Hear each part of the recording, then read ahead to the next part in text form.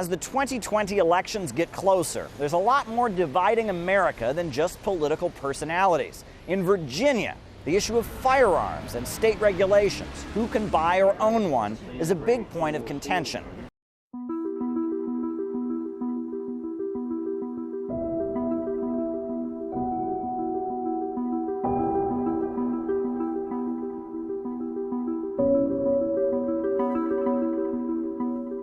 The claim that universal background checks are supposed to stop criminals from getting access to firearms is false. In reality, they only restrict lawful gun owners, discourage gun ownership, and turn otherwise law-abiding people into unwitting felons. In states that have these laws, false allegations have resulted in middle-of-the-night raids where gun owners have been killed or had their guns confiscated. So on January 20th, gun activists are having a rally demanding their right to bear arms under the U.S. Constitution. And local authorities are cracking down, saying that no guns may be present at the rally. The prohibition is temporary, and it will expire on Tuesday after the rally. And those who would bring violence into Virginia have left and returned to where they came from. Now, local gun activists say this is an absurd restriction.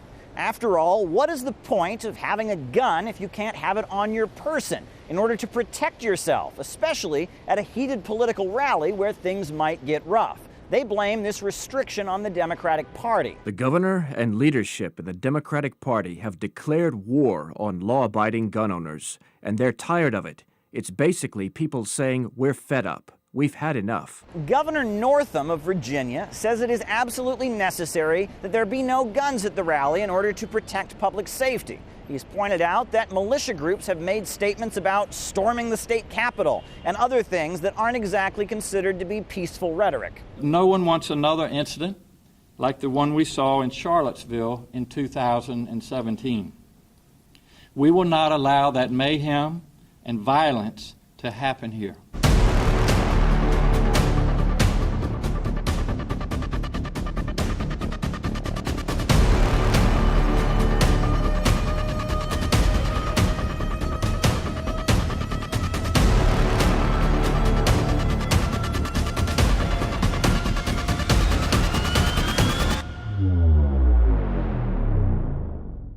Now, gun activists say that their rights are being taken away.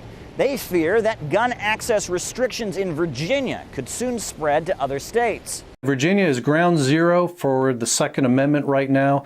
Anti-gunners want to take what they did here in Virginia and replicate it in other gun-friendly states. There are some strong arguments on both sides. If Democrats oppose owning guns, aren't they essentially going against the U.S. Constitution and various Supreme Court rulings that have said that owning a gun is a fundamental right for American citizens? However, isn't it a bit unreasonable to expect that right-wing activists should be allowed to walk around government buildings locked and loaded? Some sheriffs in Virginia or elsewhere in the country have taken stances where they've openly, publicly said they will not enforce what they view to be unconstitutional laws.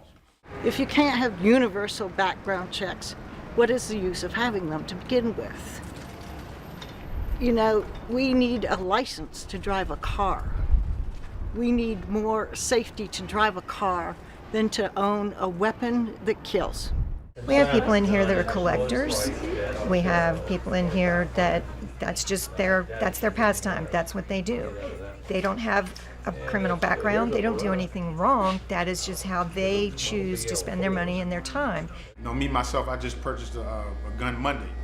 And, you know, like I said, the right to bear arms should be for every citizen to protect their family and their business. But sanctuary state, I don't think you should have that.